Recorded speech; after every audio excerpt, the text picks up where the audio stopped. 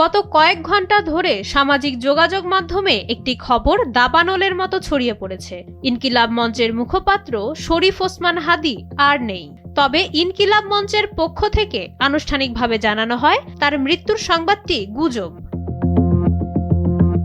সংগঠনটির বিবৃতিতে ওসমান হাদীর শারীরিক অবস্থার সর্বশেষ আপডেটে বলা হয়েছে, ওসমান হাদী ভাইয়ের অবস্থা সংকটাপন্ন, কিন্তু তার মৃত্যুর যে সংবাদ শোনানো হচ্ছে সেটা সত্য নয়। হাদীর পরিবারের পক্ষ থেকে দেশবাসীর কাছে দোয়া চাওয়া হয়েছে বলেও উল্লেখ করা হয় এই বিবৃতিতে।